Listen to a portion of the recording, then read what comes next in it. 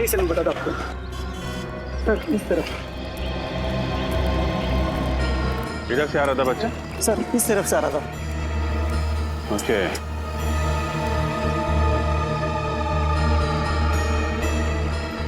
Sir, हाँ sir लगता है वो खून बच्चे का नहीं है सर। क्या खून बच्चे का नहीं है? नहीं सर, उसके शरीर पे कोई चोट के निशान नहीं है। तो फिर ये खून आया कहाँ से? हटना बेटा, हटो बेटा। बेटा घबराओ मत बेटा, हैं? आपको कुछ नहीं होगा, हम लोग सीआईडी से हैं। ये खून कैसे लगा आपको? हाँ? हाँ? सर लगता है किसी गहरे सदमे में है, जिसकी वजह से कुछ बोल नहीं पा रहा। सर लगता है ये बच्चा देख नहीं सकता। पंकज एक काम कर, लड़का इस डायरेक्शन से आया ना, तुम इस तरफ जाओ और उधर जाके देखो कि कोई एक्सीडेंट वगैरह तो नहीं हुआ है। विनी, बच्चे को फॉरेंसिक लैब लेके जाते हैं, सारों के साथ भी बताएंगे कि खून का राज क्या है।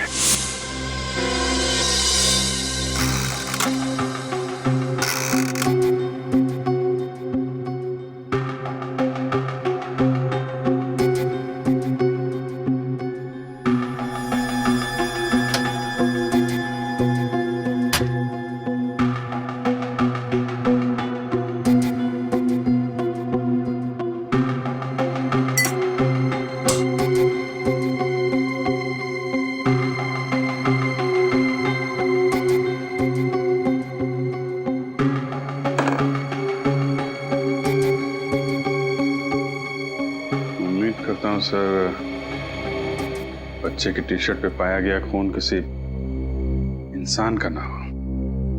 हाँ अभिजीत, हेमोट्रेस टेस्ट करते हैं, उसे पता चल जाएगा।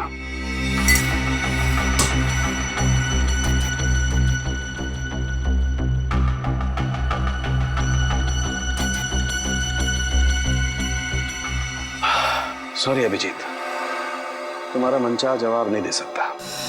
इस शर्ट पर जो खून है वो इंसान का ही है। इंसान का खून है? बच्चे का तो नहीं है ना डॉक्टर साहब? नहीं, बच्चे का नहीं है, क्योंकि बच्चे को कहीं भी चोट नहीं लगी है। Thank God. पर इतना सारा खून आया कहां से होगा? सर? हाँ तारिका। सर, इस चप्पल पे जो मिट्टी लगी हुई है उस पर खून मिला हुआ है, और उसके साथ साथ घास का तिनका भी। घास का तिनका? मतलब ये बच्चा किसी गार्डन वगैरह से आया होगा। अभी पता करते हैं। तारिका जरा टेस्ट। सर। हाँ श्रेय? सर, जिस जगह पर वो बच्चा मिला था, मैंने आसपास का पूरा इलाका छान मारा, कहीं भी कोई हादसा या एक्सीडेंट नहीं हुआ है। हाँ? पुलिस स्टेशन से चेक किया?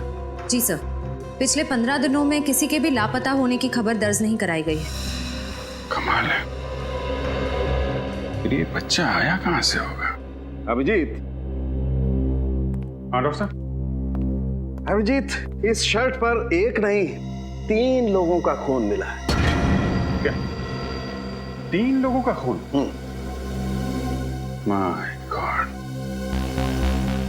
मतलब 3 लोग जख्मी हुए हैं या फिर मारे गए। अभिजीत। हाँ तारिका? अभिजीत, इस मिट्टी में जंतु और कीटाणुनाशक दवाइयां मिली है। जंतु और कीटाणुनाशक दवाइयां? मतलब ये बात पक्की है कि बच्चा किसी खेत खलियान से ही गुजरा है। सर, उस इलाके की छानबीन करते वक्त हमने वहां कुछ खेत और फार्म हाउसेस देखे थे। फार्म हाउस, घास का तिनका, जंतु और कीटनाशक दवाइयां, फार्म हाउस। वाह तारिका जी वाह, आपने तो हमारा काम आसान कर दिया। भाई साहब, सिर्फ तारिका जी ने आपका काम आसान किया? नहीं, ये ऐसा मैंने कब कहा? नहीं, लेकिन आपने ये भी तो नहीं कहा कि सालुखे ने कुछ किया है। सालुखे साहब, आप भी बिल्कुल क्यूट बच्चों की तरह बुरा मान जाते हो यार। तारिका, ये अभिजीत मेरी तारीफ कर रहा था कि मेरी टांग खींच रहा था? अरे सर आप भी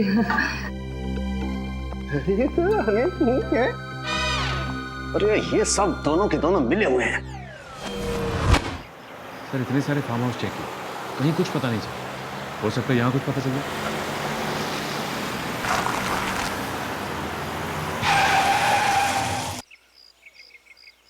फार्म हाउस के अंदर गाड़ी पार्क्ड है, लगता है कोई है अंदर। चलो देखते हैं।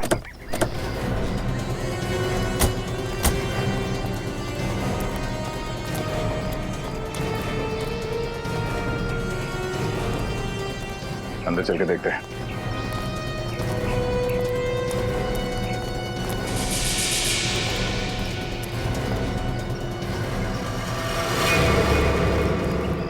अरे ये तो उसी छोटे बच्चे की चप्पल लगती है। लगता है हमारी तलाश यहीं पे खत्म होगी। चलो सावधान रहना, कोई अभी भी अंदर हो सकता है।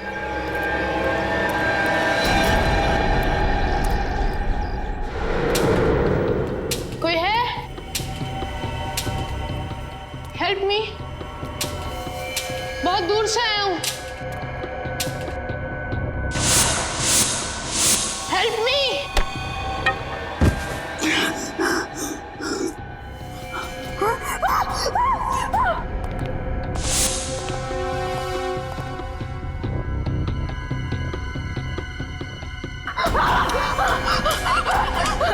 बचाओ बचाओ।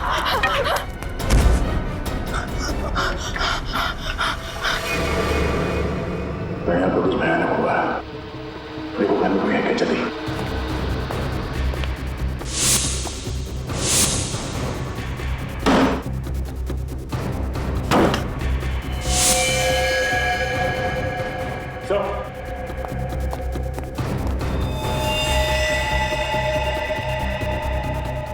चार लाशें एक घर में।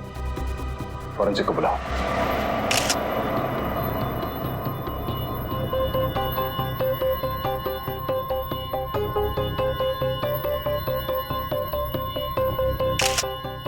पीठ पर गोली लगी है।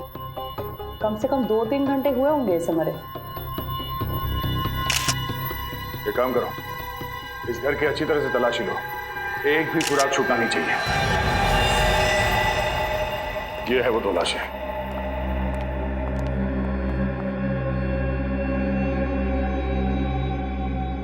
इसे भी ठीक छाती पर गोली मारी गई है, जैसे उस आदमी को कमरे में। यानी डॉक्टर सालों के ठीक बोल रहे थे। तो बच्चा यहाँ इन लाशों से टकराया होगा, जमीन पे गिरा और इन्हीं का खून उसके कपड़ों पे लग गया।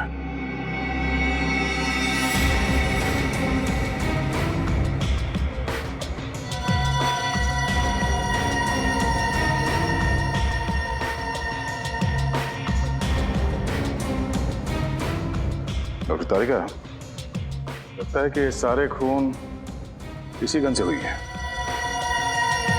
तो खूनी मर्डर वेपन यहाँ पे छोड़ के क्यों भाग गया? मुझे तो लगता है कि इस आदमी ने खुद अपने आप पे गोली मारी है। इस आदमी ने अपने आप पे गोली मारी है? यानी आप ये कहना चाहती हैं कि पहले इस आदमी ने इन तीनों को मारा और उसके बाद खुद अपने आप को गोली मारी? शायद। सर पूरा घर चेक कर लिया, तिजोरी अलमारी सब कुछ सही सलामत है। सही सलामत है, मतलब चोरी का मामला नहीं है? सर हाँ, सारे दरवाजे और खिड़कियां भी सही सलामत है। इसका मतलब है खूनी जबरदस्ती इस घर में नहीं घुसा है। हो सकता है ये चारों मरने वाले उस खूनी को जानते हो और इन्हीं लोगों के साथ वो यहाँ इस फार्म हाउस पे आया होगा।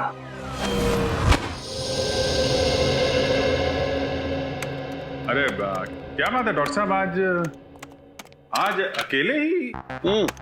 क्यों, बहुत तकलीफ हो रही है? लैब अच्छी नहीं लग रही होगी, सुनी सुनी लग रही होगी। तारिका जी नहीं है ना?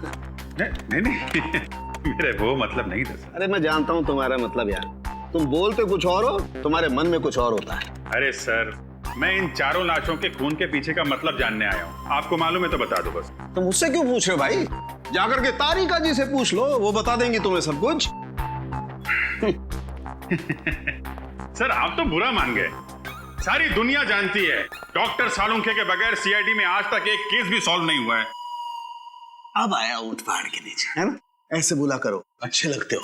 आओ बताता हूँ। अभिजीत, ये जो चारों लाशें हैं इनमें रायगर मोर्टिस अभी सेट होना शुरू हुआ है। लाशें अभी अकड़ना शुरू हुई और मेरे ख्याल से इनकी मौत सवेरे 7 से 9 बजे के बीच में हुई है। और ये बैलिस्टिक रिपोर्ट क्या कहती है? गोली इसी गन से चली है। चारों की मौत इस गन से निकली हुई गोली से हुई है और इस गन पर खून के छींटे भी हैं। सर, किसका खून है ये? सौरभ का खून है। सौरभ को पॉइंट ब्लैंक रेंज से गोली मारी गई है, जिसकी वजह से सौरभ का खून इस पर भी आकर के लग गया है। और एक बात, सिर्फ सौरभ के हाथ पर यहां गन पाउडर के निशान है। गन पाउडर सौरभ के हाथ में? तो आप ये कहना चाहते हैं कि सौरभ ने इन तीनों को गोली मारी और फिर खुद आत्महत्या कर ली? नहीं, मैं खुद कुछ नहीं कहना चाह रहा हूं। जो सबूत हैं वो कुछ कहना चाह रहे हैं। अब एक काम करो, बाकी का काम तुम खुद भी तो करो यार। हाँ ठीक है, करेंगे। हाँ, क्यों नहीं करेंगे? बाकी जो आप नहीं बता पा रहे हैं हम डॉक्टर तारिका से पूछ लेंगे।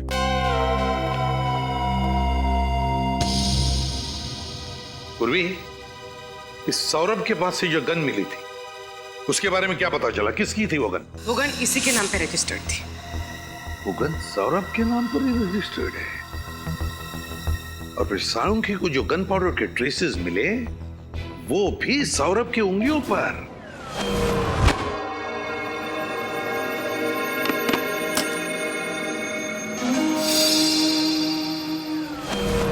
सर, ये आनंद की बहन निशा जी आई।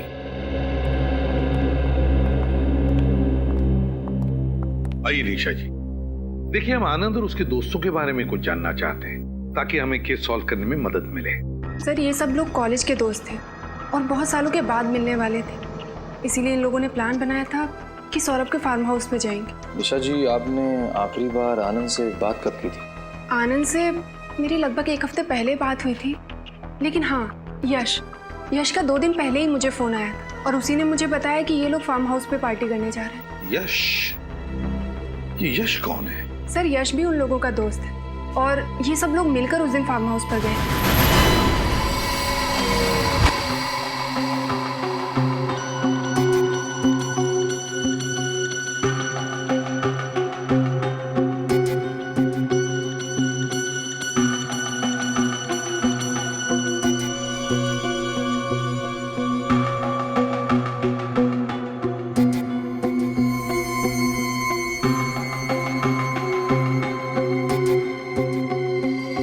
सौरभ, विशाल, आनंद और नितिन, 4 ही लोग तो थे फार्म हाउस पर। 4 नहीं सर, 5 लोग थे। 5? मतलब? यश भी तो था सर। यश भी इनके साथ था? लेकिन सर, फार्म हाउस पे तो हमें सिर्फ 4 लाशें मिली थी। वही तो। सर, तो फिर यश कहाँ गया होगा? और तो और सर, उसने किसी से कांटेक्ट करने की कोशिश क्यों नहीं की? यश के टेलीफोन नंबर्स है ना तुम्हारे पास? घर का सेल फोन नंबर वगैरह? हाँ सर।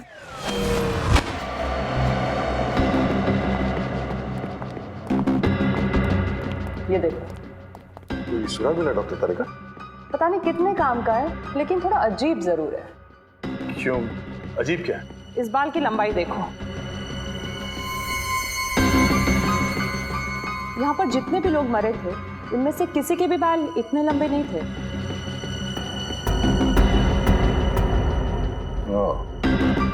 इसका मतलब है इन चारों के अलावा कोई और भी था, या कोई औरत? अब ये तो इस बाल के डीएनए टेस्ट से ही पता चलेगा। मोबाइल बंद। मोबाइल बंद आ रहा है? सर, हाँ, यश के पिताजी से बात हुई। यश तो घर पे है ही नहीं। घर पर लौटा ही नहीं, सेल फोन बंद आ रहा है। कुछ तो गड़बड़ जरूर है। यश का फोटो है? हाँ सर, 1 मिनट। काम करो, यश का फोटो सारे police station, railway station, bus stand और चेक नाकों पर भेज दो और दया को भी इन्फॉर्म करो। यश का मिलना बहुत जरूरी है, बहुत जरूरी है। सर, ये दवाइयां और प्रिस्क्रिप्शन लेटर मिला है, इस पे सौरभ का नाम लिखा है। सौरभ का प्रिस्क्रिप्शन दिया है डॉक्टर मुकेश ने। ये दवाई दिखाइए। ये दवाइयाँ तो अक्सर उन लोगों को दी जाती है जो डिप्रेशन और टेंशन के शिकार होते हैं। वाह, तो सौरभ को किस बात की टेंशन थी अब वो तो ये डॉक्टर मुकेश ही बताएंगे।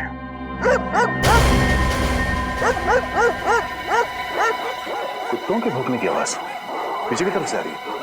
जरा देखो जाके चक्कर क्या है?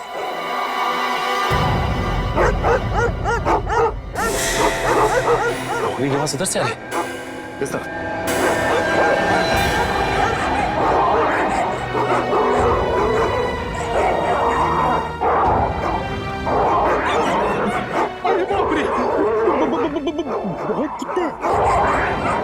फ्रेडी, लेकिन डरने की जरूरत नहीं, वहां पे कुछ है।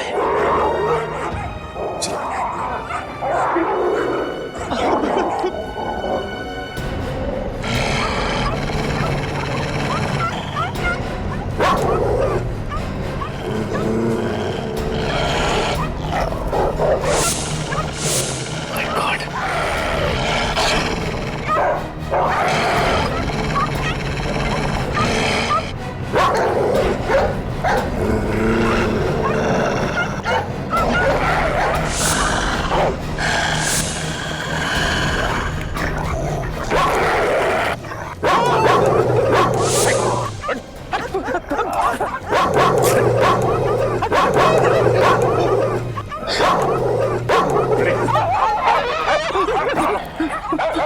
ये ऐसे नहीं मानेंगे।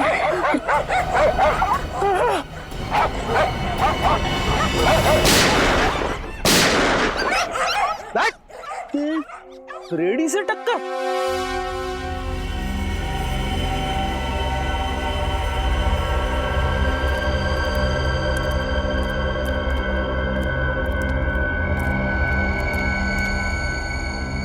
अरे ये तो यश है, सौरभ का 5वां दोस्त, जिसे ढूंढ रहे थे उसी की लाश मिली।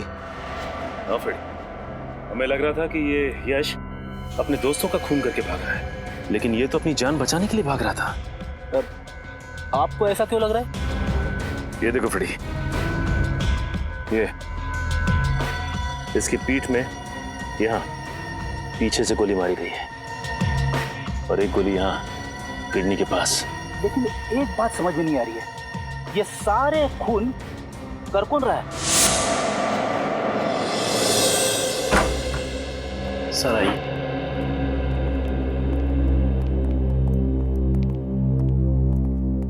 सर सीआईडी ऑफिसर साहब से मिलना है। मैं बाद में बात करता हूँ, बैठिए। Thank you doctor. Mister Saurabh का इलाज आप ही करते हैं? हाँ, कई सालों। ये दवाइयाँ आप ही ने सौरभ जी को प्रिस्क्राइब की थी? जी हाँ। क्या बीमारी थी सौरभ को? डिप्रेशन, बेचैनी, टेंशन लेना। लेकिन आप ये सब मुझसे क्यों पूछ रहे हैं? दरअसल एक फार्म हाउस में हमें सौरभ की लाश मिली। लाश? कैसे हुआ?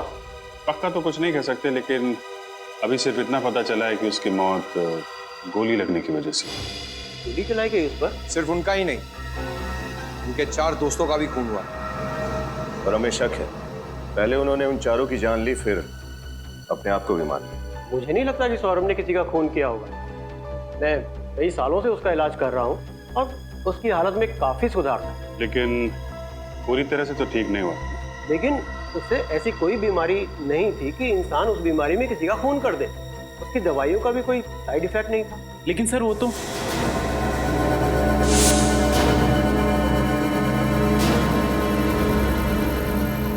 ठीक है डॉक्टर साहब, थैंक यू वेरी मच।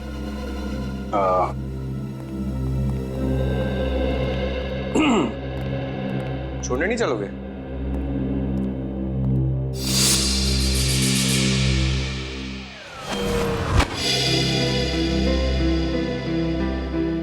अरे यार, अंदर तुम कुछ कह रहे थे, फिर एकदम से चुप हो गए। क्या बात है? जरा खुल के बताओ। नहीं सर, मैं कुछ नहीं कह रहा था सर। देखो, सौरभ के बारे में जो कुछ भी जानते हो मैं बता दूं। देखिए सर, मुझे ये सब मामले में मत घसीटिए सर। मैं गरीब आदमी हूँ सर, मेरी एक बूढ़ी माँ है सर। कुछ नहीं होगा तुम्हें, ये मेरा वादा है। जो कुछ जानते हो सच सच बता दो। घबराओ मत। आओ। बता दो सब कुछ। क्या जानते हो? सर देखिए सर, सौरभ जी की सबसे बड़ी प्रॉब्लम जो थी सर, उनका गुस्सा था सर। उनकी प्रॉब्लम हाइपरटेंशन और डिप्रेशन नहीं था सर। सबसे बड़ा वीक पॉइंट उनका था गुस्सा सर। वो उस पर काबू नहीं कर पाते थे सर। हमारे सामने कभी कुछ ऐसा हुआ है? हाँ सर, एक बार हुआ था सर। हमारे यहाँ के एक पेशेंट पे उन्होंने हाथ उठा दिया था सर। क्यों? क्योंकि उनको ऐसा लगा सर उनका नंबर था और वो बीच में घुस गया सर। इतनी सी बात के लिए उन्होंने किसी पर हाथ उठा दिया? हाँ सर। लेकिन आपके डॉक्टर साहब ने हमें ये बात बताई नहीं, क्यों? सर सॉरी सर, मुझे नहीं पता सर। ठीक, तुम जा सकते। Thank you sir. Saurabh ji को गुस्सा बहुत आता था। सारे सबूत भिजवा दिए ना? हाँ सर। चलो सीधे ब्यूरो चलते हैं। हाँ भाई, क्या हाल? अरे सर, आप यहाँ? हाँ, क्यों गए यार? अरे तुम्हारी मदद कर रहा हूँ यार केस में, यहाँ नहीं आ सकता क्या? अरे सर, मेरा कहने का मतलब वो नहीं था। वो हाँ, मतलब की बात करने के लिए आया हूँ। अच्छा ये बताओ कि तहकीकात करने के बाद तुम लोग किस नतीजे पर पहुंचे अब तक? सर देखने से तो यही लगता है कि सौरभ ने अपने दोस्तों का खून किया और उसके बाद अपने आप को गोली मार ली। कुछ ही घंटों में केस सॉल्व कर दिया हमने। कुछ ही मिनटों में बेवकूफ बन गए आप लोग। क्या कहना चाहते हैं? मैं जो कहना चाहता हूँ दया, वो तुम्हें वहां चल के दिखाऊंगा। आओ मेरे साथ।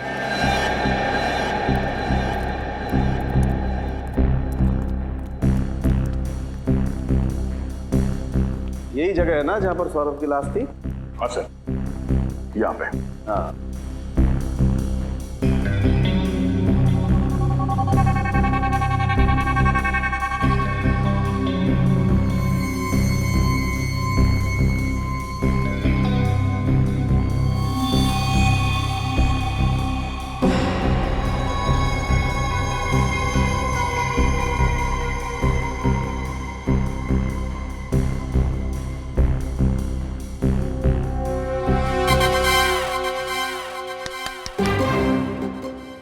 सौरभ बन जा। यानी कि मैं मर जाऊं? डॉक्टर साहब, मैं इतनी जल्दी मरना नहीं चाहता। अरे यार, ये आदमी हमेशा उल्टा ही क्यों सोचता है? फिर मैं तुझे मरने के लिए नहीं कह रहा हूँ फ्रेडी, मैं सिर्फ ये कह रहा हूँ इस सोफे पर जैसे सौरभ की लाश मिली थी वैसे जाकर के बैठ जा। हाँ। सौरभ बैठा हुआ नहीं था, लेटा हुआ था। लेटा हुआ? तो ठीक है, तुम लेट जाओ।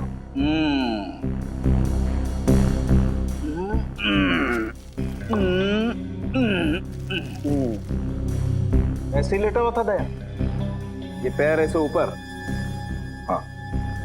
और गर्दन ऐसे पीछे? पीछे की तरफ। ओह।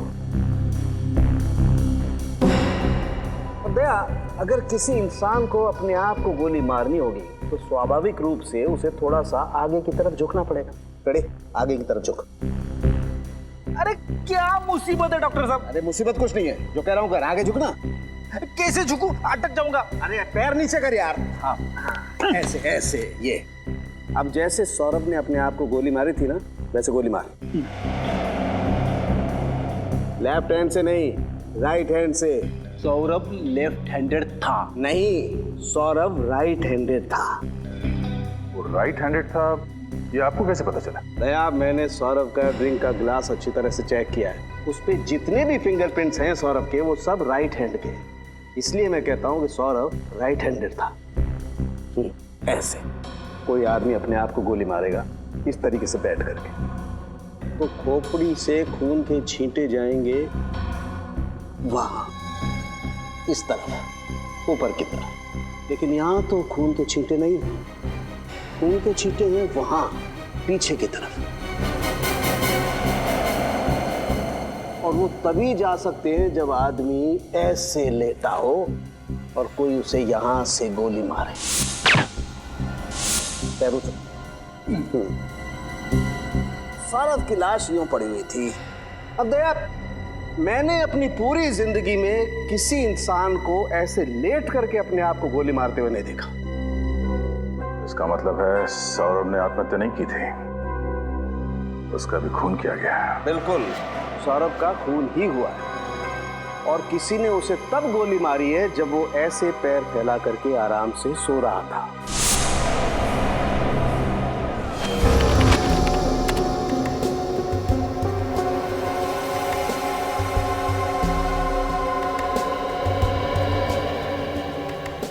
अभिजीत,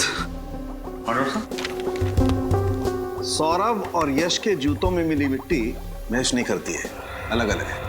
मतलब यश का भी खून सौरभ ने नहीं किया है, वो नहीं कोई और ही है। सर, फार्म हाउस में जो बाल मिला था उसकी डीएनए रिपोर्ट आ चुकी है। ये बाल किसी लड़की का है। वाह कारिका जी वाह, आप कुछ ना कुछ नया मोड़ लेके आती है केस में, कैसे कर लेती है? नमस्ते। नमस्ते नमस्ते क्या कारिका जी आप कुछ समझाती क्यों नहीं है? अरे मैं क्या, अच्छा छोड़िए, क्या क्या पता चला इस डीएनए रिपोर्ट से? ये लड़की का डीएनए उन 5 मरे हुए लोगों में से एक आनंद के डीएनए से मैच करता है। आनंद के डीएनए से? यानी उसकी कोई रिश्तेदार? आनंद की तो सिर्फ एक ही रिश्तेदार है, उसकी बहन निशा। निशा? लेकिन सर जब निशा ब्यूरो में आई थी तब उसने बताया नहीं था कि वो भी फार्म हाउस गई थी। अपराधी अपने आप तो बोलेगा नहीं कि मैंने अपराध किया है, उससे सच उगलवाना पड़ता है।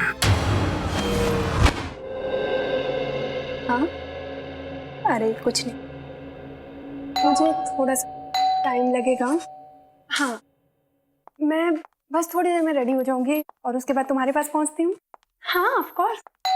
अरे तुझे याद है लास्ट टाइम हम लोग गए थे, कितना मजा आया था। वो सब लोग इस बार भी आ रहे हैं ना? पक्का? ओह वाह, फिर तो बहुत मजा आएगा। अरे हाँ पापा, तुम लोग पहुंचो, मैं बस 5 मिनट में पहुंचती हूँ। कहाँ जा रही निशा जी? पहले 2-4 बातें हमसे कर लीजिए, फिर भी चलते हैं पार्टी में। पार्टी? What nonsense. हम तो सेंस में है मैडम, लेकिन आपको देख के लगता है कि आप अपने होश खो बैठी हैं। आप कहना क्या चाहते हैं? आपको देख के लगता नहीं है कि आपको आपके भाई की मौत का दुख है? ऐसा लग रहा है कि आप पार्टी करने जा रही हैं। देखिए, ये मेरी निजी जिंदगी और मेरी निजी जिंदगी में मैं क्या करती हूँ क्या नहीं, इस बात से आप लोगों को कोई प्रॉब्लम नहीं होनी चाहिए। बिल्कुल नहीं मैडम, लेकिन अगर आप किसी और की जिंदगी के साथ खेल खेलेंगे तो हमें जरूर प्रॉब्लम होगी। लेकिन मैंने किया क्या है? सबसे पहले आपने हमसे झूठ बोला है कि आप उस रात सौरभ के फार्म हाउस में नहीं थी। मैं क्यों झूठ बोलूं? क्यों झूठ बोलेंगे ये आप बताइए, क्योंकि अगर हमने साबित कर दिया तो आपके लिए मुश्किल हो जाएगी।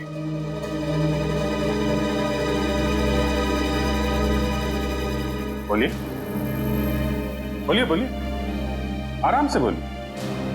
हम समझते हैं कि मुंह से सच निकलने को थोड़ा वक्त लगता है, लेकिन आपके पास सबूत क्या है इसका?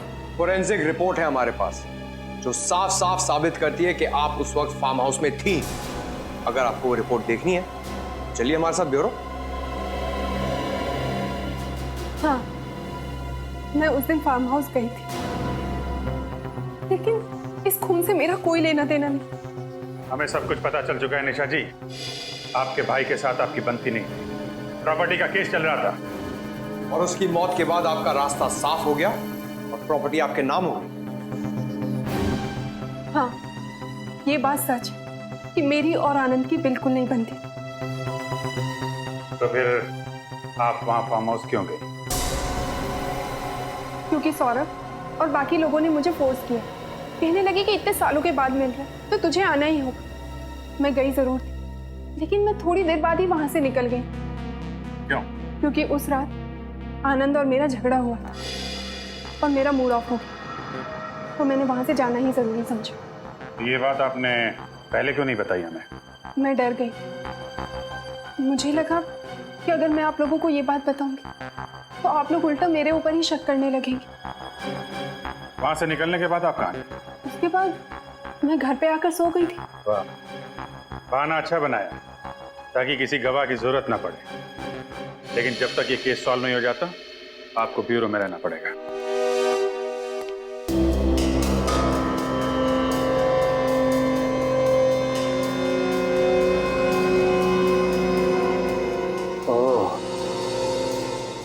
तारिका। हाँ सर। ये देखो, खून की छींटे सर? नहीं नहीं तारिका, ये खून के छींटे नहीं है, ये ऊपर से टपकी हुई खून की बूंदे हैं। मतलब? छींटे अगर होते हैं तो ऐसे फैल जाते हैं, लेकिन ये ऊपर से टपकी हुई खून की बूंद है। मुझे लगता है वो बच्चा उस हॉल में आया होगा और किसी चीज से या किसी लाश से टकरा के गिर गया होगा, और ये केन भी उसके हाथ से छूटकर जमीन पे गिर गई होगी, और खूनी के कहीं कोई जख्म होगा जिसमें से खून टपक रहा होगा। खूनी बाय द वे इस केन के पास आया और उसके जख्म में से 2 बूंदें खून की टपक के यहाँ लग गई। हम इस खून को चेक कर लेते हैं जैसे बाकी के खून का सैंपल लिया था, फिर मैच करके देखेंगे आखिर ये खून है किसका।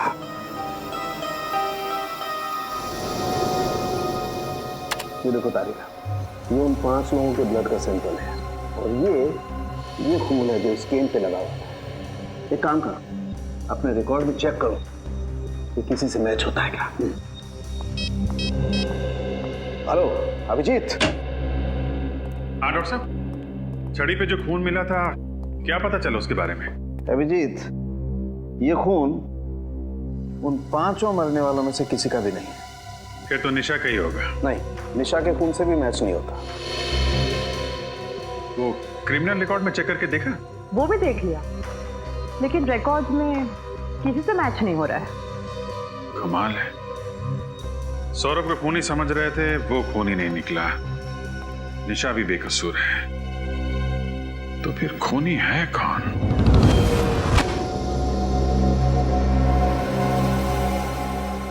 एक बात तो पक्की है कि इन 5 में से किसी ने भी किसी को नहीं मारा, और ना ही किसी ने आत्महत्या की है।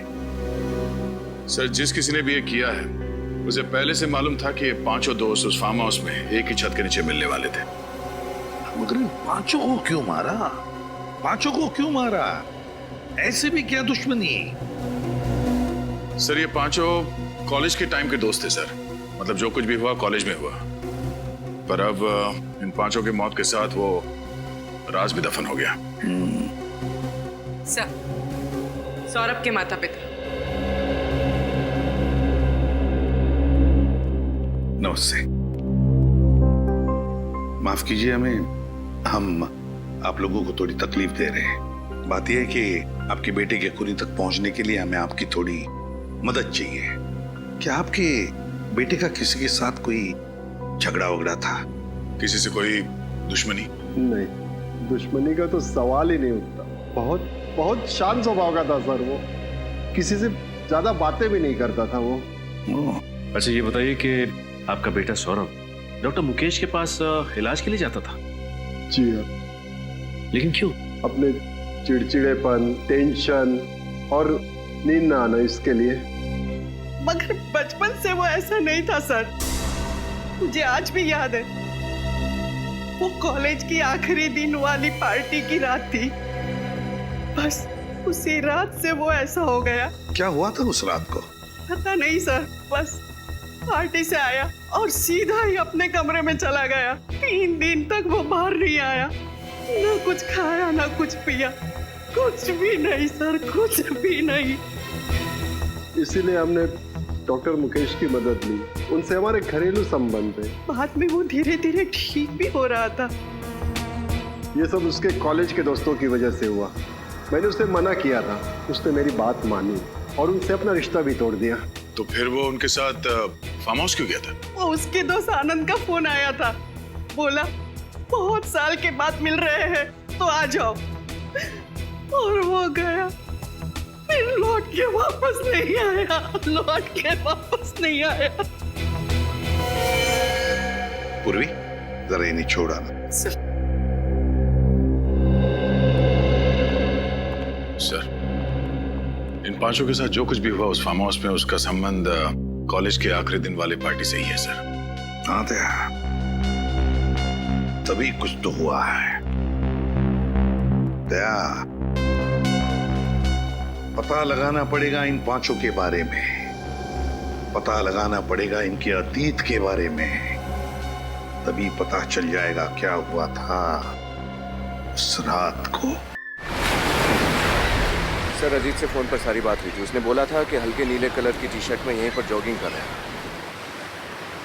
और यहाँ पर जो ठेला है उसी के पास मिलेगा। कोई दिख नहीं रहा सर यहाँ। देखते हैं। ये सामने से आ रहा है नीली शर्ट में, शायद यही है, अजीत ही है।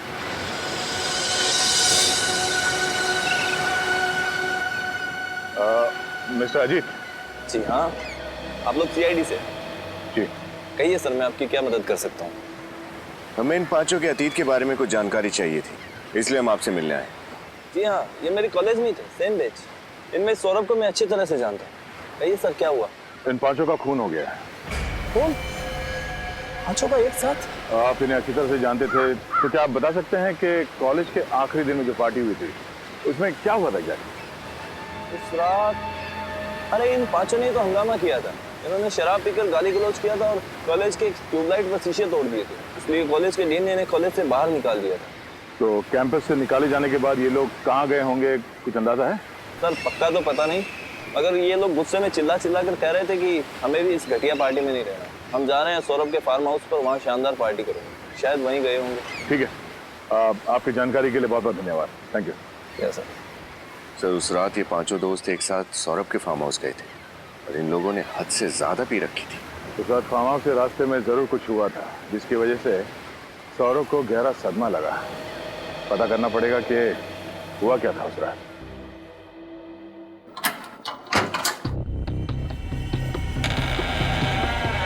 खूनी मेन दरवाजा खोलकर हॉल के अंदर आया, जो कि सौरभ और उसके दोस्त या तो बंद करना भूल गए थे या खूनी के हाथ में चाबी थी। सौरभ उस सोफे पर बैठा हुआ था। खूनी सौरभ के पास आया, उसने सौरभ के हाथ में गन पकड़ा दी और सौरभ के हाथों से ट्रिगर दबा दिया ताकि गन पाउडर का निशान सौरभ के हाथों पर आ जाए। सौरभ की चीख सुनकर विशाल कमरे में से बाहर आया और जैसे विशाल कमरे से बाहर आया, खूनी ने उस पर भी गोली चला दी। विशाल को गोली लगने के बाद आनंद और नितिन हॉल में आए। मुझे मत मारो। खूनी ने आनंद को भागने का मौका नहीं दिया और उसके सीने पे गोली मार दी। भागने का मौका मिलते नितिन दरवाजे की तरफ भागा। जैसे वो भागा, खूनी ने उसे भी गोली मार दी उसके पीठ में। यश फार्म हाउस से निकल के जंगल के रास्ते भागा। खूनी ने उसका पीछा किया और उसके पीठ पे और गुर्दे पे गोली चला दी। खूनी लौटकर फिर से फार्म हाउस में आया और उसने अपनी गन सौरभ के पास रख दी। और जब बच्चा फार्म हाउस में आया तो इन्हीं लाशों से टकरा के गिर गया होगा।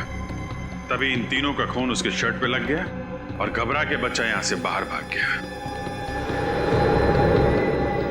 अभिजीत, जंगल में जहां पर यश की लाश मिली, दोबारा वहीं पे जाकर अच्छी तरह से चेक करो, अच्छी तरह से चेक करो। कोई ना कोई सुराग है जो हमारी आंखों से छूटा है। ढूंढो उस सुराग को। फार्म हाउस शहर से काफी दूर है, पैदल तो नहीं आया होगा खूनी। सर यही वो जगह है जहां से हमें यश की लाश मिली थी सर, यहाँ से। एक काम करते हैं, आसपास अच्छी तरह से चेक करते हैं, कुछ ना कुछ तो जरूर मिलेगा। देखो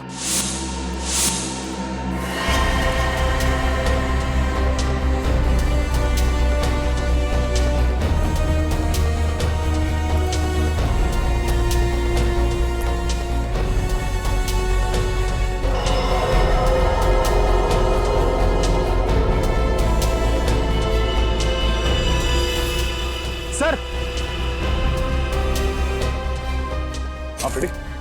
ये देखिए सर, शर्ट का फटा हुआ टुकड़ा, इस पे खून लगा है।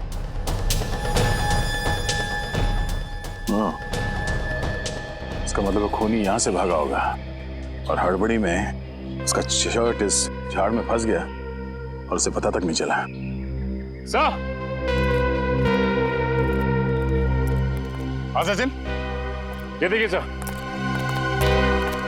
बाइक के टायर के निशान से। इसका मतलब है खूनी बाइक से यहाँ पे आया होगा। यहाँ पे बाइक पार्क करके जंगल के रास्ते से वो फार्म हाउस गया और फिर वहां पे खून करने के बाद फिर इसी रास्ते से बाइक पे बैठ के भाग गया।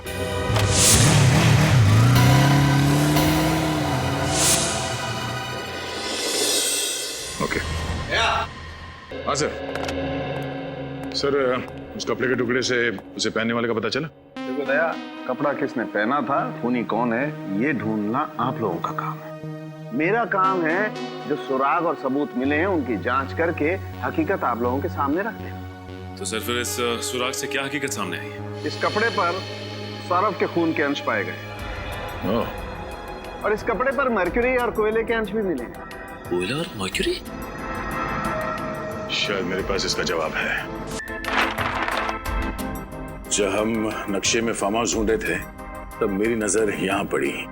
एक कोयले का खान है यहाँ पे, फार्म हाउस के रास्ते पे।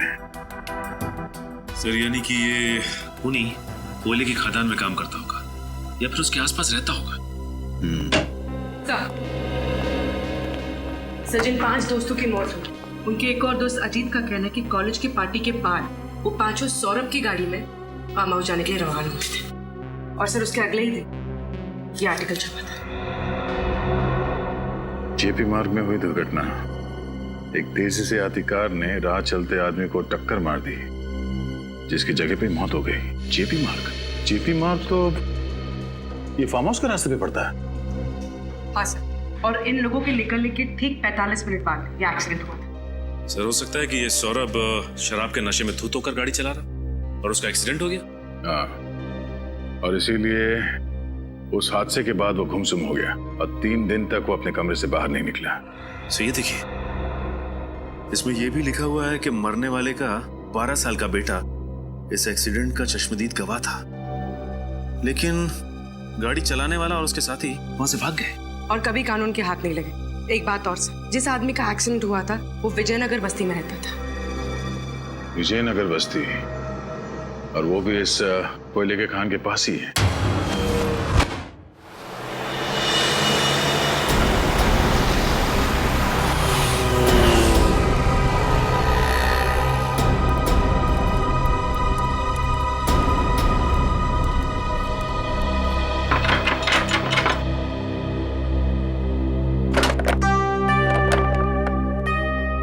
किससे मिलना आप लोग?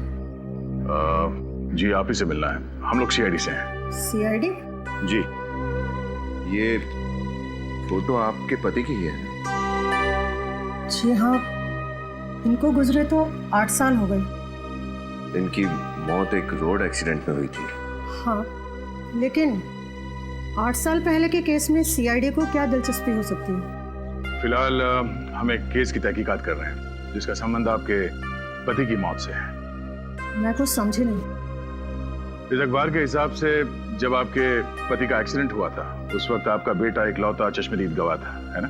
हाँ था तो, लेकिन उसका कुछ फायदा नहीं हुआ क्योंकि मेरे पति के खूनी पकड़े नहीं गए।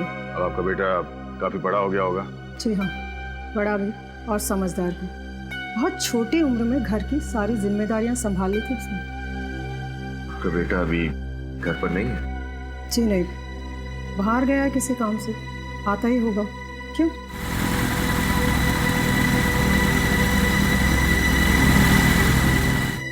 ये लीजिए, आ गया मेरा बेटा। सीआईडी।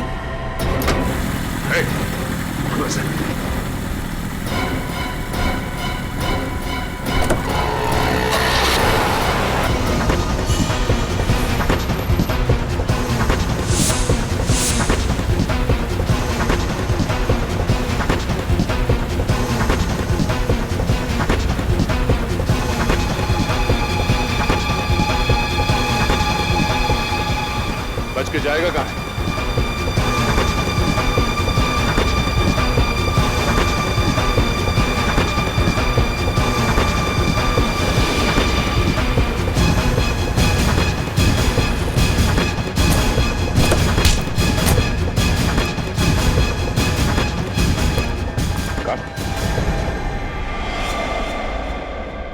सर ये तो डॉक्टर मुकेश का असिस्टेंट है। हमारा इलाज नहीं करोगे? हाँ? रंजीत, डॉक्टर मुकेश का असिस्टेंट रंजीत, उन 5 लोगों का खून तुमने ही किया है ना? हाँ मैंने ही खून किया है, लेकिन मुझे इस चीज का कोई पछतावा नहीं है, क्योंकि उनको जीने का कोई हक नहीं था। क्योंकि उनकी वजह से तुम्हारे बाबा की एक्सीडेंट में मौत हो गई थी। हाँ? हाँ, मेरे बाबा ने मेरे आंख के सामने दम तोड़ा।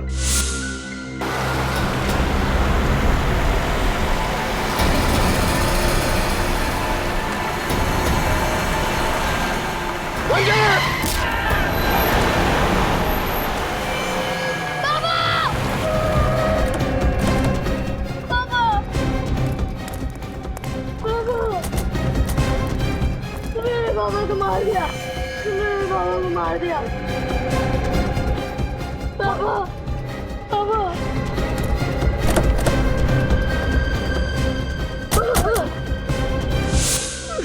मैं उन्हें बचा भी नहीं सका, लेकिन वो 5 लोग बचा सकते थे। वो 5 गाड़ी से नीचे उतरे, मेरे पापा को तड़पता हुआ देखे हॉस्पिटल लेके जाने के बजाय वापस गाड़ी में बैठ के भाग गए।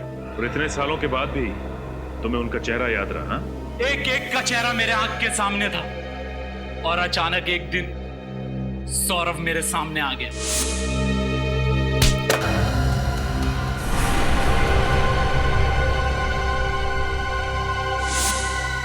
और मैंने उसे फौरन पहचान लिया और मैंने उसका पीछा किया। पीछा करने के बाद पता चला कि वो डॉक्टर मुकेश के पास अपना इलाज करवाता है। और इसीलिए बतौर असिस्टेंट तुमने डॉक्टर के यहाँ पे नौकरी कर ली? हाँ, एक दिन मेरे हाथ सौरभ की फाइल लगी, जिसमें सौरभ ने एक्सीडेंट वाली बात कही थी, और उसने डॉक्टर से कहा था कि उस एक्सीडेंट की वजह से मेरे बाबा की मौत हो गई। और फिर मेरा शक यकीन में बदल गया। और फिर तुमने बदला लेने का प्लान बनाया? हाँ, मुझे पता चल गया कि ये 5 दोस्त फार्म हाउस पे मिलने वाले हैं, तो मैं इसलिए वहां पहुंच गया। और सुबह तक इंतजार किया कि कब सब सो जाएंगे और तुम अपना बदला ले लो। पर सौरभ की गन वो तुम्हें मिली कहां से? एक दिन पहले जब सौरभ क्लिनिक आया था, मैंने उसकी चाबी चुरा ली और फिर गाड़ी में से गन, फिर चाबी मैंने टेबल पे हिसाब से रख दी थी। सब कुछ प्लान के मुताबिक चल रहा था, फिर भी आप लोगों को पता चल गया। तुम्हें क्या लगा इतना आसान है सीआईडी को बेवकूफ बनाना? 5 लोगों के खून करने के बाद भी तुम्हें कोई पछतावा नहीं? मेरे पापा को मारने के बाद उन्हें कोई पछतावा हुआ? मुझे अनाथ करके वो लोग चैन की जिंदगी जी रहे थे। यह अन्याय था और मुझे न्याय चाहिए था। न्याय। तुम्हारे बाबा के साथ जो कुछ भी हुआ उसका हमें जरूर अफसोस है, लेकिन किसी की जान लेने का तुम्हें कोई हक नहीं। कानून को तुमने अपने हाथ में ले लिया, उन 5 लोगों का खून किया। अब तुम्हें तो फांसी ही होगी, फांसी।